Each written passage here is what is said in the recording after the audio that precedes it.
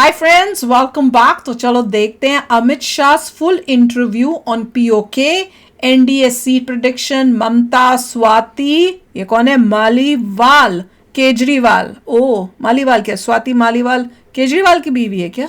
बताना यार, मुझे नहीं पता। And more.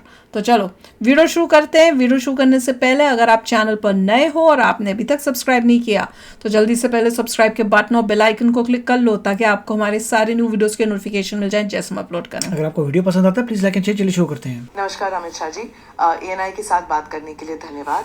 आपने चौथे राउंड के बाद कहा कि 270 हो चुके हैं आपके, तो अब अगले 3 राउंड में सिर्फ 2 सीट के लिए आप लड़ रहे हैं। देखिए, आप एक पत्रकार के दृष्टि से देख रही हैं। मैं ऐसा मानता हूं कि चुनाव का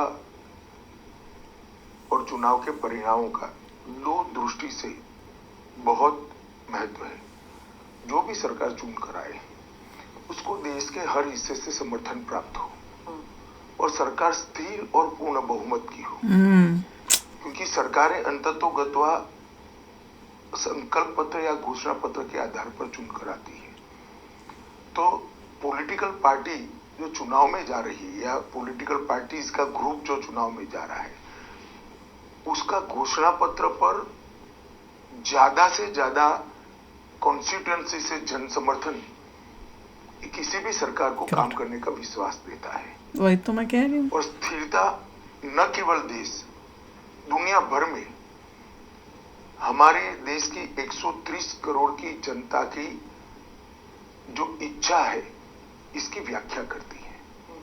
तो मैं मानता हूं हमारे 400 पार के नारे को विपक्ष ने हमेशा की तरह एक शॉर्ट साइट, उनकी जो बहुत कम दूर की दृष्टि होती है, इससे देखकर इसको पॉलिटिसाइज करने का प्रयास किया है।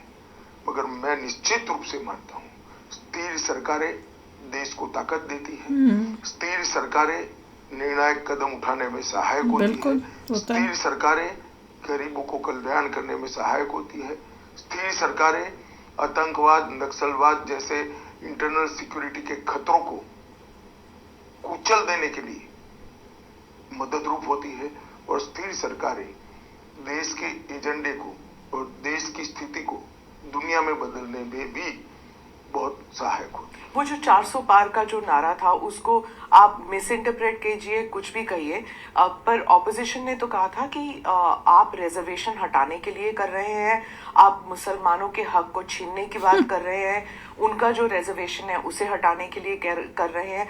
ये बात क्या 400 पार का नारे में उसमें कैसे कनेक्शन है सोनिया? तो चौथे राउंड तक आप क्या कहेंगे कि क्या ये अगर आप कह रहे हैं कि निर्णायक जो कदम है उसके लिए था, not for taking out reservation? देखिए, इसमें मैं आपको इतना ही बता सकता हूं कि जब विपक्ष इतनी ऊंची राजनीति करता है तो हम तो रिसीविंग एंड पर हैं, मगर हमने देश की जनता के सामने बहुत अच्छे तरीके से स्पष्ट किया है कि अगर हमारा उद्देश्य आरक्षण हटाना होता तो 10 साल से हमारे पास बहुमत था, इस देश की जनता ने ही दिया था, हमने तो वो नहीं किया। और जहाँ गलत आरक्षण है वो तो हटाना चाहिए। मुसलमानों के आरक्षण का सवाल है, मैं आज भी फर्म हूँ कि धर्म के आधार पर इस देश में आरक्षण नहीं होना। Very good. ये संविधान की स्कीम नहीं, बिल्कुल संविधान इससे सहमत नहीं है और भारतीय जनता पार्टी धर्म के आधार पर आरक्षण नहीं होगी। देखा कि 400 का जो कांग्रेस में ये बोलने की हिम्मत है, आतंक और नक्सलवाद जैसे को कुचलने के लिए, ऐसे रीजंस के लिए था, लेकिन हिमंता जी ने कहा कि 400 पार का नारा जो है मथुरा में कृष्ण जन्मभूमि, काशी में ज्ञानवापी हटाकर विश्वनाथ मंदिर और पीओके को पूर्ण तरह भारत के साथ जोड़ने के लिए, इसलिए 400 का नारा। देखिए, पीओ को पाक ऑक्यूपाई कश्मीर का जहां तक सवाल है, ये केवल भारतीय जनता पार्टी नहीं, देश की संसद का कमिटमेंट है। अरे हर एक हिंदुस्तानी वो कह रहा है और इस पर हमारा अधिकार है, इसको कोई झुठला नहीं सकता। बिल्कुल। या जो फारूक अब्दुल्ला जी और कांग्रेस के नेता कह रहे हैं कि पाकिस्तान के पास एटम बम है, पागल उनको सम्मान करिए, पाक ऑक्यूपाई कश्मीर का डिमांड न करिए। मैं उनको पूछना चाहता हूं कि 130 करोड़ की आबादी वाला, जनसंख्या वाला, एटॉमिक पावर भारत, ये महान देश क्या किसी से डरकर अपने अधिकार जाने देगा? पता नहीं क्या किस बोलता प्रकार है की सोच है? ऐसे लोगों को तो राहुल रिस्पेक्ट अब्बावा देने का भी ने मन नहीं जनता के करता। सामने एक्सप्लेन करना चाहिए इनके अलायंस के नेता और उनकी पार्टी के नेता क्या घटिया। कहना चाहते हैं। पाकिस्तान का सम्मान करो मतलब क्या? पाक ऑक्यूपाई कश्मीर जाने दे?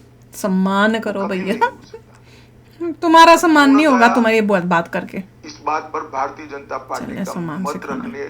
रखता हूं कि भारतीय जनता पार्टी मानती है कि पाक ऑक्यूपाई कश्मीर हमारा है बिल्कुल। और हमें ही मिलना चाहिए, और वो नहीं आता है तब तक हम सबका दायित्व अधूरा है। Very good. पर कोई प्रोएक्टिव कदम आज तक लिया नहीं है देखिए, सरकार आपके ने। इंटरव्यू में बताकर प्रोएक्टिव कदम नहीं उठाए जाते। उचित समय पर देश की और दुनिया पता की स्थिति देखकर, मगर ये हमने हमारा एक लक्ष्य तय किया है।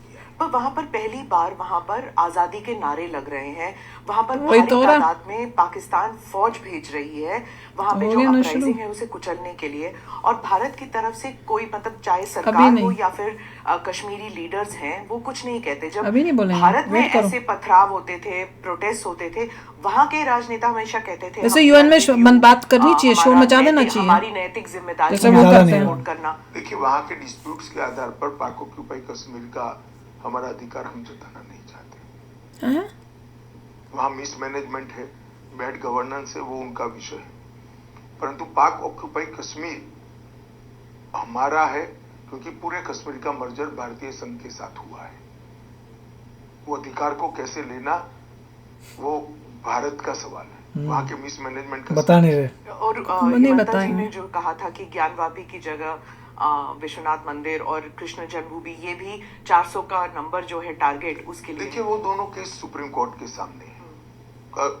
सुप्रीम कोर्ट ने न्यायालय के सामने किसी न किसी स्तर पर पड़े हैं, लंबित है। न्यायालय ने इसका संज्ञान भी दिया है। कोर्ट्स में इस पर मेरा कुछ भी कहना उचित नहीं होगा, क्योंकि जब न्यायालय एक डिस्प्यूट को सीज कर सुनवाई कर रहा है, मैं नहीं मानता किसी ने इसमें दखल करनी चाहिए। न्यायालय को अपना काम करने देना। जैसे राम मंदिर के लिए किया था जी, वो। राम मंदिर में हमने न्यायालय के फैसला आने के बाद ही कंस्ट्रक्शन का फैसला किया है। वो आपका पॉलिटिकल डिसीजन, उसमें आपको पॉलिटिकल फायदा मिला कि नहीं मिला अब तक? देखिए, राम मंदिर हमारे लिए पॉलिटिकल फायदे नुकसान का विषय प्रश्न नहीं ही है। नहीं था। शुरुआत से देश के करोड़ों लोगों की विश्वास का सवाल था, आस्था का सवाल था। पर इनको मिलना चाहिए उसका लोगों की फायदा। श्रद्धा का सवाल था। They deserve it. पर जब आपके सिर्फ आपके नहीं, जब भी बीजेपी के जो कैंडिडेट्स हैं उनके जो कैंपेन्स होते हैं तो नारे तो लगते हैं, जो राम मंदिर लेके आया हम उन्हें लेके आएंगे। है। देखिए, वो नारे जनता लगा रही है ज्यादातर। आपने देखा होगा, मंच पर से नहीं लगते, जनता में से लगते हैं। तो जनता के नारे कोई पॉलिटिकल पार्टी लीडर या तो आप जनता के लोग नहीं तय कर सकते, गाने बना तो रहे हैं। जनता ही लगाएगी। हाँ। देश में डेमोक्रेसी है ना, लोग बना रहे हैं। इसलिए। परंतु मुद्दा तब बना इस इलेक्शन में राम मंदिर का कि जब प्राण प्रतिष्ठा हो रही थी, सभी राजनीतिक दलों को निमंत्रण भेजा गया। पूरे इंडिया अलायंस ने, एक घमंडिया गठबंधन ने प्राण प्रतिष्ठा का कार्यक्रम का बहिष्कार कार किया। किया। और मेरा स्पष्ट आरोप है, जिसका जवाब उन लोग देते नहीं, कि इन्होंने अपनी माइनॉरिटी वोट बैंक के डर से वहां जाना बिल्कुल वही है। मुनासिब नहीं समझा। बहुत अच्छी इंटरव्यू है और वो बता रहे हैं कांग्रेस, मैं कह रही हूँ देखो बीजेपी का अच्छाई या बड़प्पन वो क्लियर है।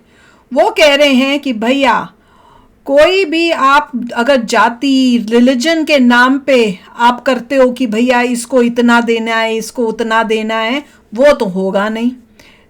वो तो बिल्कुल गलत है, हम Religion इसके के नाम पे खिलाफ हैं। फिर उन्होंने बोला POK हमारा है और जब तक वो हमारा नहीं होता हम उसके लिए लगे रहेंगे और बताएंगे नहीं कैसे हाँ, करेंगे। और कैसे और तो सिंपल भाई- में तो नहीं करने वाले प्लान, वो ऑलरेडी चल रहा है कुछ ना कुछ। पर क्वेश्चन ये है, क्या कांग्रेस या ऑपोजिशन या INDIA इनमें हिम्मत है गलत को गलत बोलने की, जैसे इन्होंने बोला है?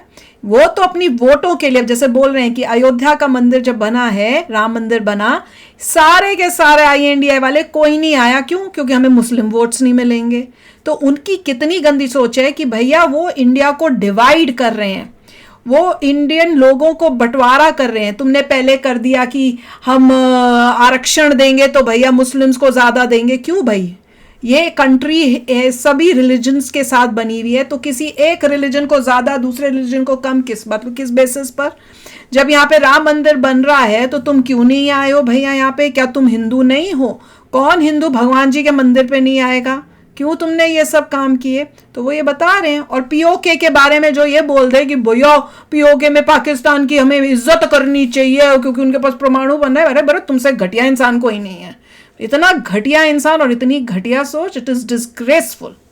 नहीं बहुत अच्छा है। इसमें मेरे को ये लग रहा है कि कुछ पीओके में कुछ कार्य चल रहे हैं। वो तो चल रहा है, किसी ने उनके मुंह से मुस्कुराना हुआ था, कहा था कि बता थोड़ी बताएंगे इंटरव्यू। मैंने को तो बोला, मैंने कहा हो रहा है इंटरनली, बहुत मतलब इंटेंसली काम हो रहे हैं, कुछ हो रहा है जो हमें पता नहीं जाएगा।